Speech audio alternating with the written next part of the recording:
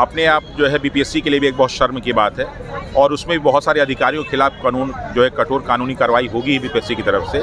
और बीपीएससी ने जो व्यवस्था की थी उन जो भी अधिकारी उसमें शामिल हैं, जो भी लोग हैं, उनके खिलाफ कठोर कार्रवाई होनी चाहिए।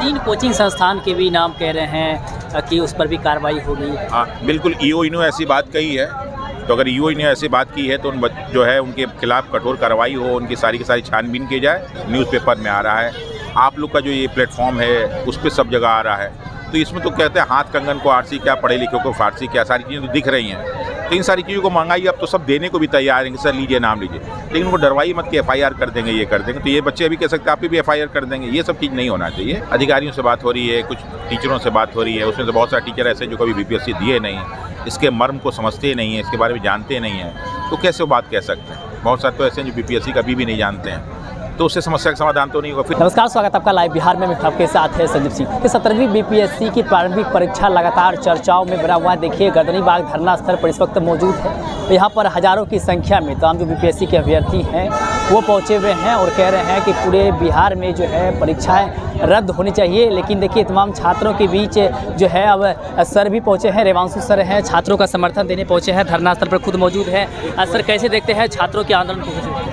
ये बहुत ही एक सकारात्मक पहल हो रही है बिहार में और बिहार के छात्रों द्वारा। ये आने वाले समय के लिए जो है मिसाल बनेगी और सबके लिए बहुत अच्छा रहेगा। बहुत ही सकारात्मक इसके परिणाम निकलेंगे।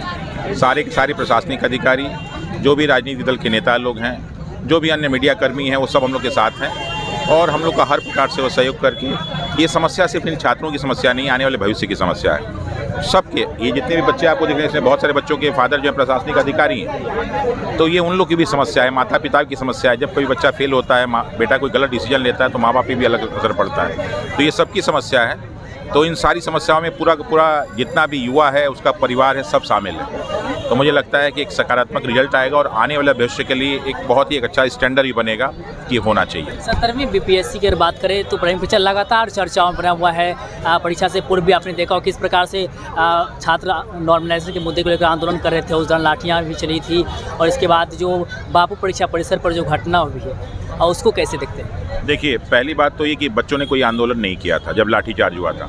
बच्चे मिलने के लिए गए थे और उनसे कहा भी गया पुलिस कुछ अधिकारियों द्वारा कि चलिए आपको मिलवाते हैं, लेकिन अंदर ले जाके उनको पीटने लगे लोग, जिसकी वजह से अव्यवस्था जो है बढ़ी। लेकिन उसके बावजूद ही बच्चों ने कुछ नहीं किया, एक भी पत्थर किसी ने नहीं उठाया, कि गाली नहीं दिया, कोई थप्पड़ नहीं मारे, कुछ नहीं ऐसा हुआ। तो उसमें सारी की सारी कार्रवाई जो है प्रशासन की तरफ से बहुत ही नेगेटिव कार्रवाई थी और पुलिस अधिकारियों का भी निर्णय सही नहीं था, तो उसको आंदोलन करना सही नहीं हुआ। फिर बच्चे वहाँ से उनको भगाया गया और उनको गर्दनी भागी भेजा गया। तो बहुत सारे बच्चे यहाँ आए और शाम को प्रशासन ने इनकी बात मानी और बीपीएससी ने बात मानी और सारा का सारा निर्णय बच्चों के पक्ष में दिया। बापू परीक्षा परिसर में जो घटना हुई है उसको कैसे देखते हैं?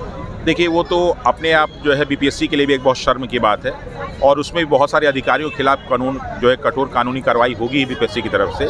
और बीपीएससी ने जो व्यवस्था की थी उन जो भी अधिकारी उसमें शामिल हैं, जो भी लोग हैं, उनके खिलाफ कठोर कार्रवाई होनी चाहिए। 3 कोचिंग संस्थान के भी नाम कह रहे हैं कि उस पर भी कार्रवाई होगी। हाँ बिल्कुल, ईओ ने ऐसी बात कही है, तो अगर ईओ ने ऐसी बात की है तो जो है उनके खिलाफ कठोर कार्रवाई हो, उनकी सारी की सारी छानबीन की जाए और एक बेहतर निर्णय लिया जाए ताकि हमारे बिहार का जो अगला भविष्य हो बहुत बेहतर बने।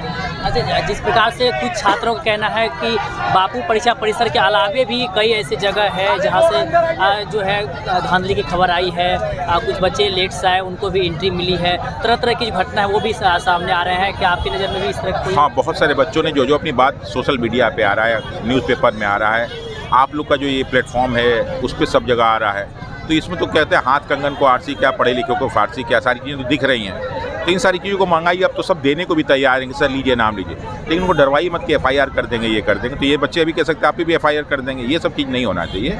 जैसे एक बाप अपने बेटे की बातों को सुनता है, वैसे इन बच्चों की बात सुननी चाहिए।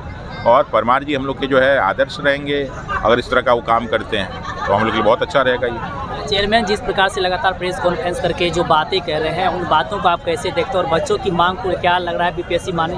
देखिए, क्या होता है ना कि जब संवाद की कमी होती है ना, तो इस तरह के शंका पैदा हो जाते हैं। बीपीएससी की चेयरमैन साहब कभी जो है इन छात्रों से बात नहीं करते, अधिकारियों से बात हो रही है, कुछ टीचरों से बात हो रही है, उसमें से बहुत सारे टीचर ऐसे जो कभी बीपीएससी दिए नहीं, इसके मर्म को समझते नहीं हैं, इसके बारे में जानते नहीं हैं, तो कैसे वो बात कह सकते हैं। बहुत सारे तो ऐसे हैं जो बीपीएससी कभी भी नहीं जानते हैं, तो उससे समस्या का समाधान तो नहीं होगा। फिर मीडिया वाले जाते हैं, तो मीडिया वाले जो समस्या हो चुका है उस पर पूछते हैं, मीडिया वाले कभी जो सुधार की बात नहीं करते हैं, क्योंकि उनको बीपीएससी से मतलब नहीं है, उनको तो न्यूज़ देना है ना।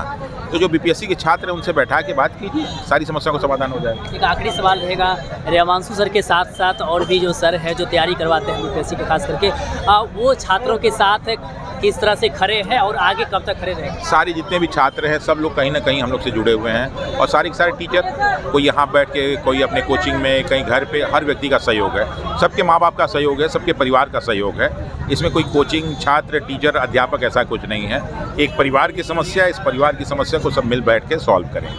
बात करने के तो हमारे साथ बातचीत करते रेवांशु सर साहब सब कहा कि ये कोई खास व्यक्ति की समस्या नहीं है, पूरे परिवार की समस्या है, पूरे बिहार की समस्या है, और इसको सभी लोग मिल करके हल करेंगे और लगातार जो है धरना पर बैठे रहेंगे जब तक मांग पूरी नहीं होती है। और हमने कई सारे सवाल किए हैं, तमाम सवाल का जवाब देते हुए क्या कुछ करे थे रेवांशु सर वो आप सुन लेते। अब बता दें कि छात्रों के आंदोलन को मजबूती देने के लिए खुद धरना स्थल पर बैठे हुए हैं और छात्रों के साथ आवाज़ बन करके नारेबाजी भी कर रहे हैं। क्या कुछ करते तमाम चीज़ जवाब देते हो आप सुन लेते हैं। आप भी अपना प्रतिक्रिया हमें कॉन्टेस्ट में दे सकते हैं। आप देखते लाइव बिहार, आप सभी का बहुत बहुत धन्यवाद।